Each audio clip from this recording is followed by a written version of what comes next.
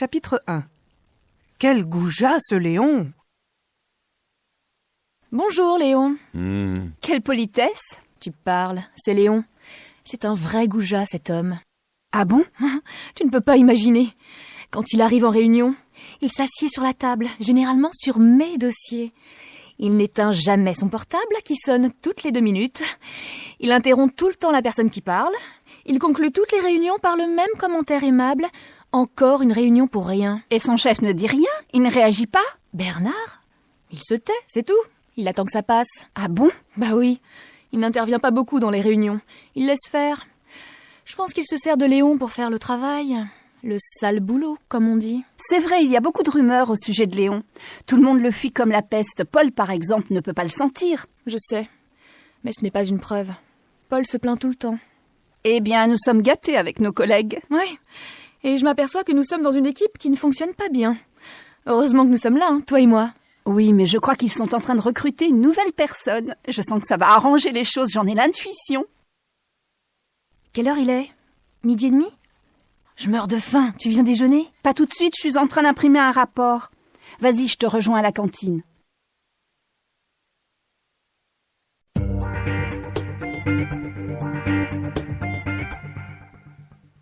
Chapitre 2.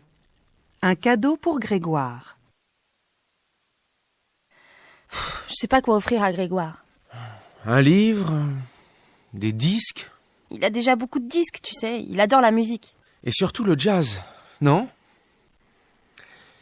Je sais qu'il voudrait partir à la Nouvelle-Orléans pour entendre des musiciens de jazz traditionnels. Le problème, comme d'habitude, c'est qu'il n'a pas d'argent. Ou plutôt qu'il n'a plus d'argent.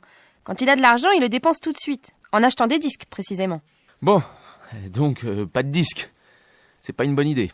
Il joue d'un instrument, non? Oui, il joue du saxo. Pas très bien, d'ailleurs. Mais il adore les instruments à vent. Il fait partie d'un groupe de jazz qui se produit dans les rues en été. Il faut du courage pour faire ça. Oui, mais il y a tellement de touristes que les groupes de musiciens arrivent à gagner pas mal d'argent. Ça vaut la peine de se donner du mal. C'est vrai, tu as raison. Bon alors, qu'est-ce qu'on lui offre? Pourquoi pas un beau chapeau dans le style américain des années 40 pour mettre quand il joue dehors? Ah oui, ça c'est une bonne idée. Mais ma chérie, j'ai toujours de bonnes idées.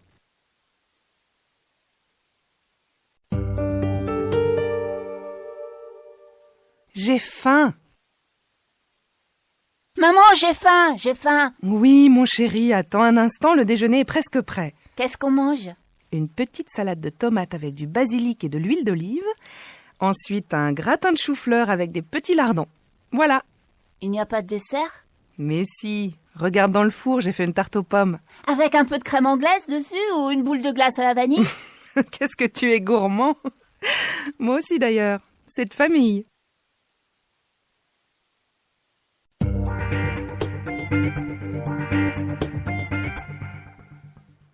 Chapitre 3. Un peu de stress au bureau. Henriette, vous n'avez pas répondu au message de Nicolas? Mais si, je viens d'y répondre. Je viens de lui envoyer les chiffres. Paul vient de me les donner. Paul ne vous a pas appelé? Mais si, je viens de vous dire que si. Paul m'a donné les chiffres ce matin, dès son arrivée. Henriette, je viens de recevoir un mail de la direction. Nous venons de signer un gros contrat avec un client en Thaïlande. Vous avez lu le message? Non, pas encore. Je viens d'arriver. J'ai pas encore eu le temps d'ouvrir mes mails. J'espère que ça va marcher du reste parce que mon ordinateur vient d'être réparé et je me méfie de ces machines. Quentin n'est pas encore arrivé? Si, il vient d'arriver. Il a laissé son sac à la réception et il est parti en réunion. C'est bizarre, je viens de voir Henri dans les couloirs alors qu'il devait être à Berlin. Où est-ce que j'ai mis le rapport que j'ai préparé hier? Je viens juste de le ranger et je le trouve plus. Oh, je deviens folle, ma parole.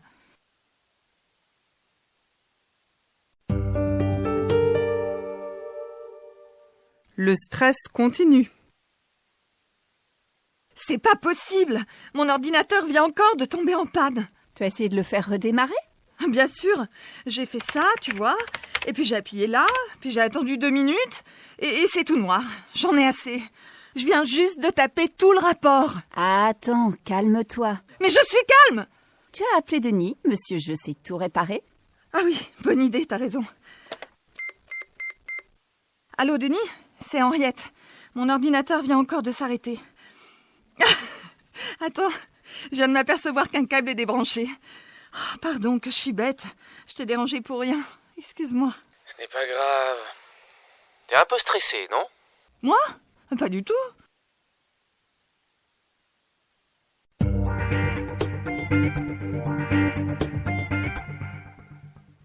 Chapitre 4. Une curieuse aventure. Tiens, Magali, bonjour, j'allais t'appeler. Ça va? Tu as passé de bonnes vacances? Oui, bien, sauf le voyage à l'aller qui était un peu difficile. Pourquoi? Qu'est-ce qui s'est passé? Je te raconte. Nous sommes partis mardi 9 le matin. Tout allait bien. Julot était de bonne humeur. Comme ce n'était pas un jour de grand départ, ça roulait bien. Tout s'est bien passé jusqu'à Millau, ou plutôt jusqu'à l'arrivée au pont de Millau. Ah, le fameux pont de Millau. Je l'ai vu l'année dernière, un peu haut pour quelqu'un qui a le vertige, mais enfin... De toute façon, nous avons attendu des heures avant de traverser le pont. Ah bon? Quand on est arrivé près du péage, l'autoroute était bloquée.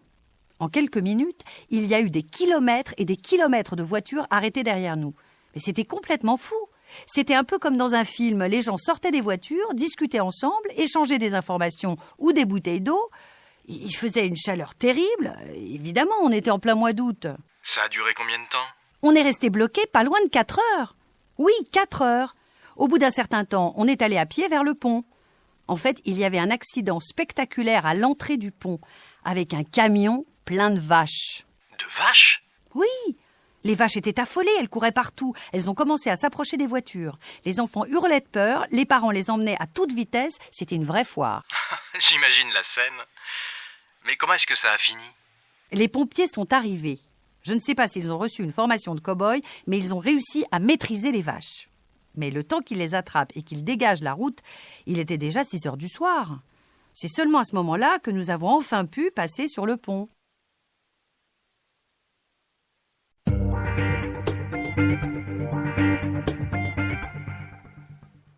Chapitre 5. Une soirée d'anniversaire. Alors, comment s'est passée ta soirée? Pas mal, bien même, mais avec des hauts et des bas. Fabien t'avait pas invité? Si, bien sûr, mais il avait oublié l'heure du rendez-vous. Oh. J'ai dû lui téléphoner, mais il avait éteint son mobile. Finalement, il est arrivé presque 1 heure en retard.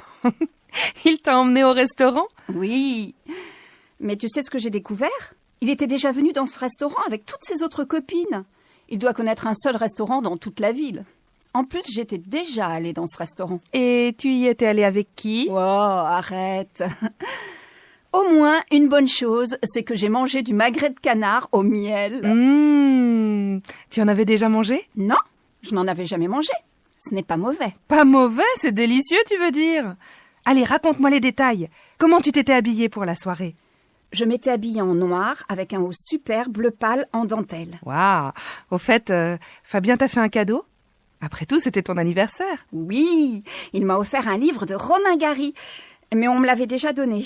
Ce qui était sympa, par contre, c'est que le restaurant avait été prévenu que c'était mon anniversaire. Fabien avait demandé un gâteau spécial. Le serveur avait mis les 26 bougies sur le gâteau. C'était super. Tu vois, je te l'avais bien dit.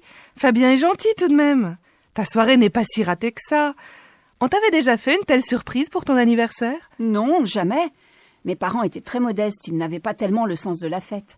On ne m'avait jamais fait une telle surprise. Finalement, c'était une belle soirée, non?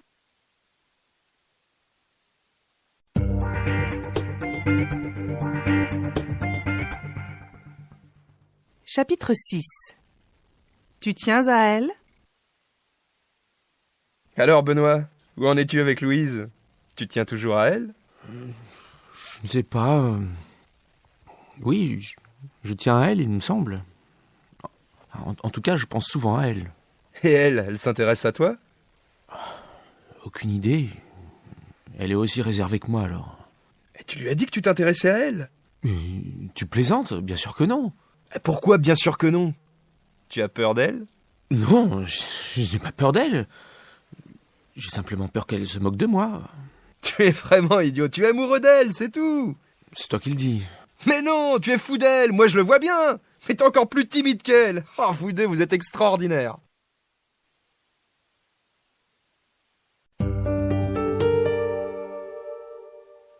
Tu t'intéresses à lui? Dis-moi, Benoît t'a parlé? Benoît? Tu plaisantes, il fait même pas attention à moi. Louise, excuse-moi, mais Benoît tient à toi. C'est moi qui te le dis. Tout le monde le sait, sauf toi et lui. Je t'assure qu'il ne s'intéresse pas à moi. Ah bon? Et toi, tu t'intéresses à lui? Ah oui, je pense beaucoup à lui. J'aime bien être avec lui. Et alors, où est le problème? Tu as peur de lui? Mais non, mais c'est difficile. Je ne vais pas lui courir après. Quand nous sommes dans un groupe d'amis, il s'adresse à tout le monde sauf à moi. C'est toujours moi qui essaye de lui parler et lui, il tourne la tête. Mais justement, c'est un signe. Il aimerait bien parler avec toi, mais comme il est aussi timide que toi, il n'ose pas. Je crois que Philippe et moi, nous allons nous occuper de vous deux, parce que sinon, il ne se passera rien.